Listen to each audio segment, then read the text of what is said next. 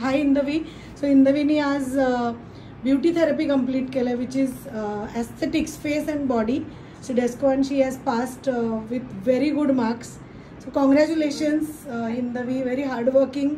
अहमदनगरवरनं ही मुलगी इथे शिकण्यासाठी आली. तुझी जर्नी सांगशील थोडक्यात? मी अहमदनगरवरनं आले. फर्स्ट ऑफ ऑल माझं सिडेस्को करायचं हे मी आमच्या सागर सरांच्या थ्रू मला कळलं की सिडेस्को अशी एक डिग्री असते. तर त्यांनी मला खरं तर मोटिवेट केलं की तू असं करू शकतेस. तर मी त्यांच्या थ्रू आले. मी पुण्यात खूप अकॅडमीज फिरले, पण मला जास्त करणं इम्प्रेशनमध्ये यायची इच्छा झाली. कारण मॅमचं बोलणं, त्यांचं मी आधी यूट्यूबवरती खूप व्हिडिओज वगैरे ऐकले सिडेस्को कसं करायचं, काय करायचं त्याबद्दल. त्यानंतर मी हे ठरवलं. त्यानंतर त्या माझ्या आईशी पण खूप छान बोलल्या आणि मुळात त्यांनी माझ्या आईचं मन जिंकलं बोलल्यानंतर. त्यामुळे मी इथं आले. इथं आल्यानंतर मला दीपाली मॅम, सारिका मॅम सारख्या एकदम गुड बेस्ट टीचर भेटल्या. त्यानंतर माझ्या फर्स्ट डेला माझ्या 2 मैत्रिणी पल्लवी आणि स्वरा ह्या दोघी म्हणजे त्या माझ्यासोबत होत्या सगळ्या जर्नीमध्ये. अजून माझ्या फ्रेंड्स आहेत. प्रीती माझी मॉडेल, ऑब्वियसली तिने मला खूप हेल्प पण केली. अजून मावशी इतक्या गोड, माझी खूप केअर घेतली त्यांनी. And thank you for Kalyani ma'am. Yes. आणि तुझी ओव्हरऑल जर्नी कशी होती? तुला असं वाटलं का की खूप लोकांचा असा एक्सपिरियन्स असतो की आम्ही सिडेस्को केलं पण काहीच उपयोग नाही झाला, फक्त सर्टिफिकेट मिळालं, शिकायला काही मिळालं नाही, अशा बाहेरच्या इन्स्टिट्यूटच्या मुलींच्या असतात. तू आपल्या इन्स्टिट्यूटचा असा स्पेसिफिक तुला काय वाटतं की तुला प्रॅक्टिस कमी मिळाली का, किंवा शिकायला कमी मिळालं का, किंवा कुठे शिस्त कमी पडली का? नाही, अजिबात नाही. शिस्त तर कमी नाही पडली. मीच बेशिस्त वागली असेल तर मॅमनी ओरडलात मला. तर नाही, सगळ्या बाबतीत तर अकॅडमी बेस्ट बेटर आहे. प्रॅक्टिस तुला किती मिळाली? प्रॅक्टिस प्रॉपरली सर्व जेवढ्या टेंट्स आपल्या असतात तेवढ्या मी सगळ्या केल्या. Beauty, body. आणि तुला एक्झामपर्यंत प्रॉडक्ट्स वगैरे सगळे अकॅडमीने दिले का तू तुझे आणले?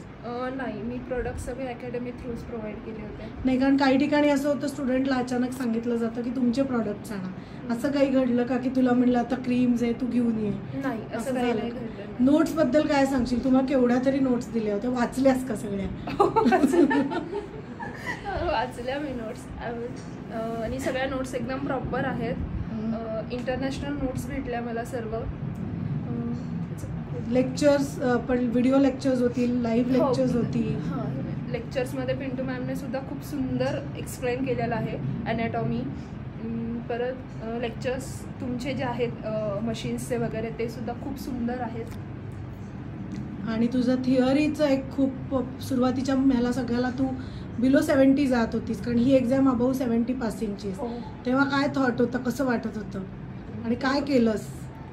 ॲक्च्युली मला तेव्हा भीती वाटत होती की मी पास होईल की नाही एक्झामिनेशन. कारण त्यानंतर मी एक दिवस म्हणजे आदल्या दिवशी एक कंप्लीट अभ्यास केला सॅटर्डेला. त्याच्यानंतर मी संडेला ऑल पेपर जेवढे अकॅडमीमध्ये होते तेवढे मी सगळे सॉल्व केले. आणि ऑब्वियसली मला माझ्या टीचर्सनी पण सांगितलं, मला हेल्प केली थोडी अभ्यासाला की तू अशा पद्धतीने अभ्यास कर.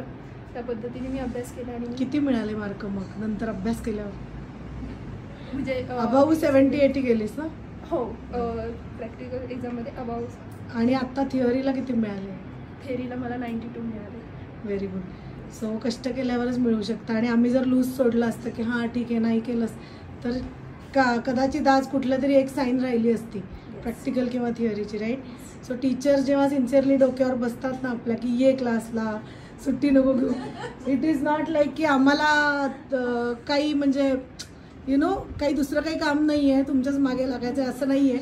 But it is just to get the best out of you.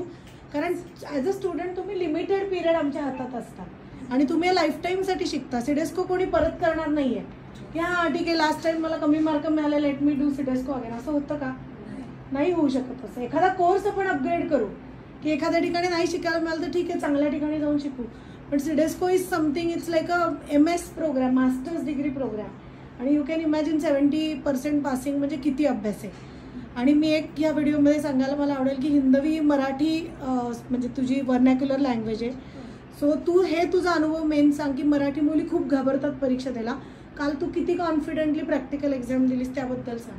मी खूप कॉन्फिडन्सली प्रॅक्टिकल एक्झाम आणि इंग्लिशमध्ये बोललीस का? नाही, मी सगळी आन्सर मराठीतच दिली.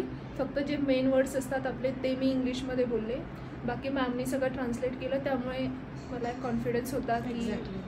सो ज्यांना ही मराठी इंग्लिश याची भीती आहे की मला हिंदीच येतं फक्त किंवा फक्त मराठीच येतं, तर as a internal examiner we always translate it for you. कारण ह्या परीक्षा रशिया, चायना, जर्मनी सगळीकडेच होतात. Not everybody knows English, so you can always study in your vernacular language. Okay, so Hindavi, all the best. May this Pune trip be memorable for you. आणि तू एक नुसतं अहमदनगर नाही तर महाराष्ट्रातली एक टॉपची ब्युटिशियन हो, अशी तुला मी बेस्ट विशेस देते.